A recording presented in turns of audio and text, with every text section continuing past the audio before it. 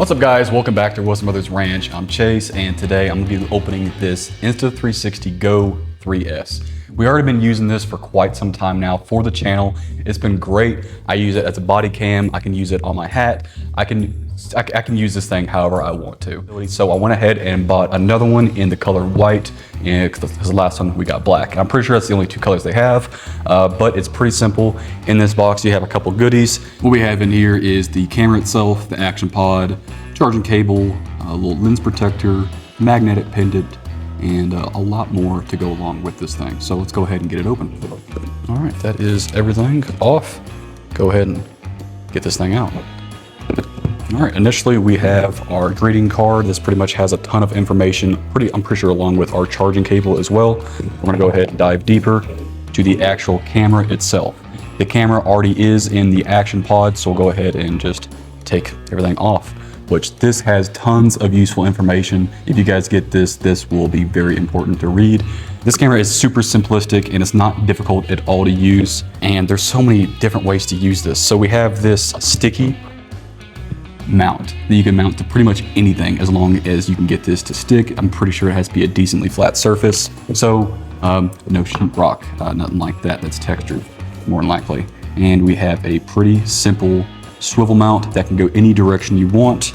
And what's cool about this, it's pretty simple to go on there. All you do is just kind of put it on there. It's not coming off and it's magnetic. The only way to release this is to press the two releases on either side. So we'll go ahead and click those and pull it right off. And since it's a magnet, it's not ripping anything off. You just kind of separate it. It's super simple. We have our magnetic pendant right here. We use this underneath our shirt like so. And we can actually put the action camera itself on here. So I'll use my release on the action pod to get my camera out. This is the entire camera right here, super tiny, and this thing has a pretty great 4K camera. And I'm pretty sure that works with 60 FPS, correct me if I'm wrong down in the comments. So I'll go ahead and take my protective packer off, and I don't know if you guys can see, but I do have that magnetic pendant on underneath my shirt. So all I have to do, there we go, that's it. Now I'm filming in landscape mode, totally hands-free. I could do stuff right here, looking right at Steven and the camera, or I just flip it up like this and I'm shooting shorts, selfies, anything I want to, hiking up in the mountains. Awesome. All right, so out of the box, we have the sticky magnetic mount, which claims to be used multiple times. I actually haven't used this one yet just because I've been using this as a hand-free camera, just going around. We also have a hat mount that clips onto a baseball cap. Anything you want to do, it can go straight down or it can go upwards as well. So you can also have this going on top of your hat or below your hat, whichever field of view best works for your content that you're trying to film. Yes, that's a pretty sweaty hat. It's got its uses.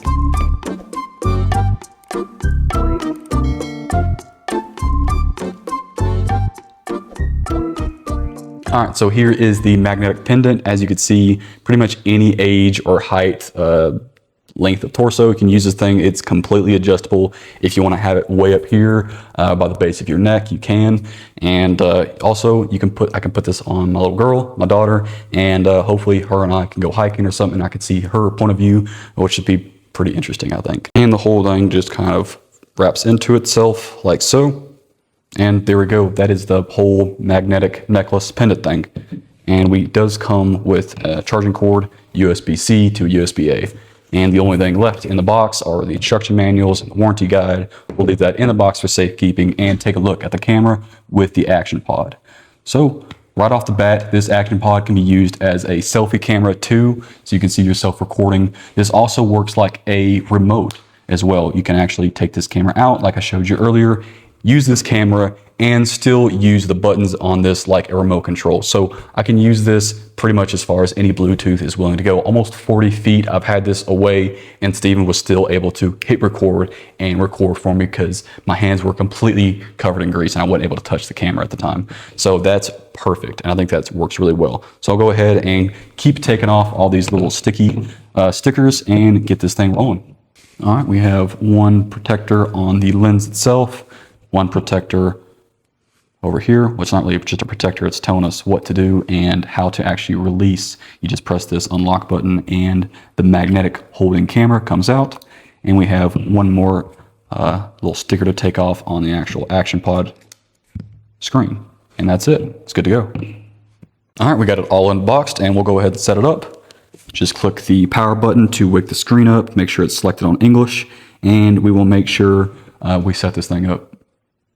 All right, after we got it connected to the app, we went ahead and clicked next, and we have this. So we're able to swipe the screen. This whole thing, this whole action pod is touch screen. You can swipe either direction. You have free form video or free frame video, time lapse, time shift, slow motion, loop recording, star lapse, which is used for outside during the night to see the entire Earth's rotation and catch the stars.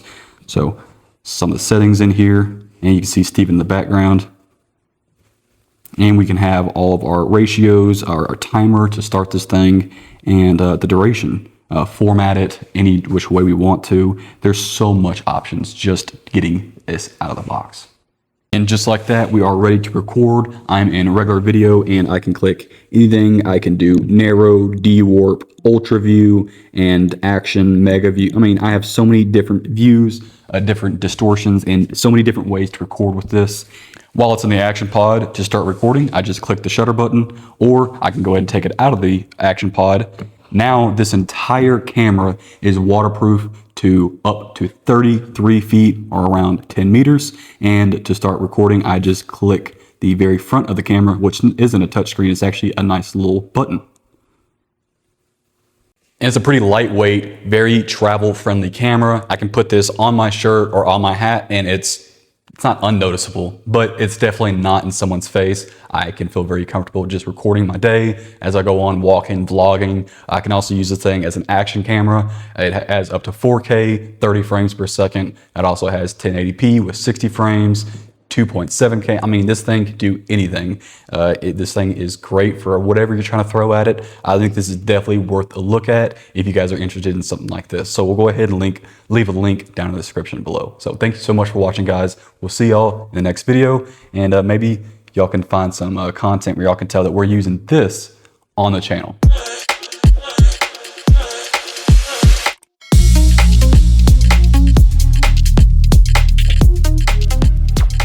Welcome back to Wilson Brothers Ranch, guys. I'm Chase, and behind me we have our 2011 Honda Rancher. I think it's a 450 if I'm not mistaken. We call it the Booger. The reason why it's in the shop here is because finally, almost after 15 years, 172 months, our battery finally gave up on us. All right. This battery is still decent, but it's definitely not enough to get this four-wheeler cranked. So we thought about getting the exact same brand just because this USA lasted almost 15 years, which is awesome. And keep in mind, this thing is kept in Montana where it gets pretty cold, which is pretty bad for batteries, especially over the years. So we got this $40 Mighty Max battery off of Amazon. We'll leave a link down in the description. It fits, I mean, it's almost the exact same size, but it is a fraction of the cost. This thing we saw for almost about $100, $109, $110, and $40. So we'll go ahead and see if this one matches up even close to what this $100 battery did over the years. And who knows, maybe this thing will get the same amount of use, and there's no real use to paying that extra $60 for a battery. Or this thing's not gonna last but 3 years, and you really should invest your money on getting a nice battery that's gonna keep over the years. So we'll go ahead and open this battery up and put something on it. All right, so we'll go ahead and open this battery up. Make sure not to cut anything at the top there. Oh, you never know what's protected and what's not protected. So you gotta be more safe than sorry, I guess. And there we go, that is our battery. Go ahead and slide it out. There we go. All right, it is pretty much the same size. I will get the other battery to kind of compare to the other one. So I definitely want to say it's almost the exact same battery. It may look to be like a centimeter taller. No, not really. It looks to be like the same height, maybe a little bit taller, like a 1/16 of an inch, but that's about it. So They're almost the exact size, so we know this battery is going to fit, which is great. We'll go ahead and start tearing it all apart. And when I said put something on the battery, what I meant was battery grease. This is BTAS. Those are the 4 functions, and it is used for a variety of different reasons, along with plastic as well. So we're going to go ahead and be putting this on just as a, protective layer. Take our little protective layer off the outside, and we have our terminal bolts or terminal screws, whichever you want to call them, terminal connectors, in this little baggie right there. And there we go. All we have to do is take our terminal covers off, little rubber pieces. Well, those are actually on there pretty well. There we go. And finally got that terminal protector off. We'll move these to the side, and we'll keep everything just like how it is. We'll go ahead and take the mounting bolts out, and we will head on over to the four-wheeler. We got our battery here. It's ready to be put in. The best way to make sure these nuts stay in place are to get a little bit of grease and grease the nuts and kind of stick them in there. So we'll go ahead and pull our dielectric grease cap off right here. Get it exposed. Just get a little bit of grease on there.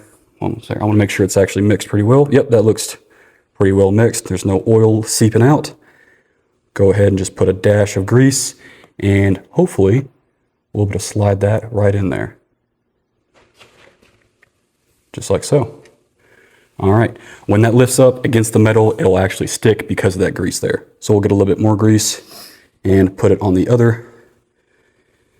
And he'll keep him from sliding out of there while you're trying to install the battery. This is true. Kind of flip down. Yeah. Digging around the bottom of this thing for it. So the fun part is keeping those terminal nuts in. I didn't realize there was a battery strap in there. I did not realize it either. I see where it clips now. Yeah, I might want to get it on that one first. Definitely.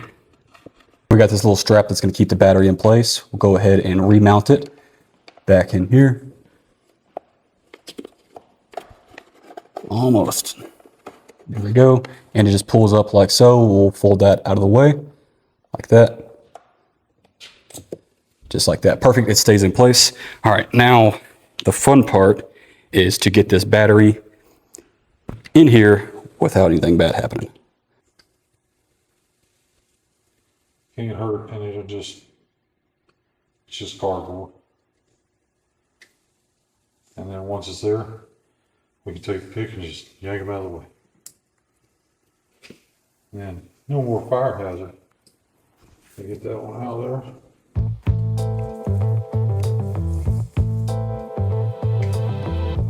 Chase. Just a little bit. We get 2 of these in there, you can stick that one back in. It's going to be the right height.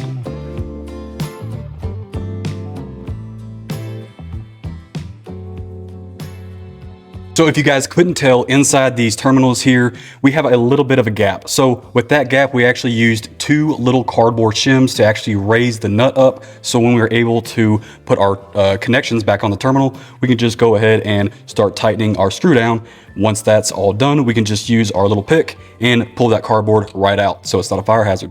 Let's go ahead and put it in.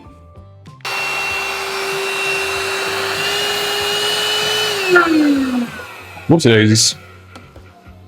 All right, we'll go ahead and take this out, make sure that's clean. Oh.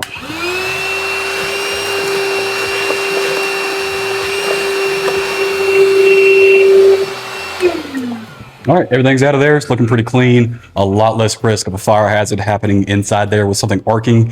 You never know what you pick up on a ranch. All right, ready to put it inside.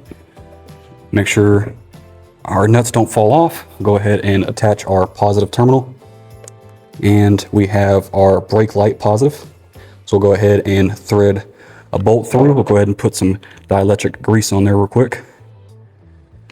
Just a little bit on the threads, and thread that through both the positives and the terminal itself. So there we go. I'm connected, and I'll go ahead and just tighten that down with my Phillips. It seemed like it grabbed. I'm gonna go ahead and just tuck this back out of the way a little bit. All right, stop. I'll just tighten this down with my tail millimeter, making sure not to touch my negative terminal, otherwise I will arc. All right, that definitely seems tight enough now that it's moving that one wire over. And yeah, we're just gonna put that protector back on. These things never sit because Not really. I think we should go ahead. Wires. Yeah. But once something's pushing on it, it's fine. True. Yeah. They're probably been out of the way. So, all right, let's get the other terminal. We'll go ahead and put some dielectric grease on the threads straight through the negative terminal. And the other negative terminal is down here. Go ahead and put it on just like so. There it is. Grab my Phillips. Thank you. All right. Working like a charm. Definitely worth making those small cardboard, what do you call those? Shims. Yeah, shims. All right, got that tightened. Loosen that back up a minute. I think this needs to go You guys go straight back. backwards, yeah. I'm fine with that. Just don't want that wire to crack on me. Gotcha. I think we could do that. Okay. All right. Let's see if we can knock those shims out. It doesn't even matter where they go. If you can grab them, great. There's some needle nose somewhere. Yeah, I'll put them up already. Okay. All right, well, I got those shims out. Hold this one up. Yep. Try to shove these out. All right, we got all 4 of those out. That's what they look like underneath the terminals there. Now that we're all tightened, well, not all the way tightened, still need to use my tail millimeter. Keep everything down and give that a nice tightening, just like so. All right, we are good to go. And I guess the only thing to test out before we put it all back together is to just turn on the ignition and make sure all the lights and electronics work on this thing. Before we put on the rest of this grease all over the terminal, we're gonna go ahead and double check the voltage of our battery. And we have exactly 13.18 volts. So that's excellent. That battery should have no issue cranking up. Now we're gonna go ahead and lather on some of that grease so it protects those terminals, and we'll turn the key on, make sure it works, and put it all back together. I've got a Q-tip on the way. I can just go ahead and give myself a healthy little dab and another healthy little dab. Just like that. A little bit more. All right, close this up, and thank you so much for the Q-tip. I think that'll work perfect.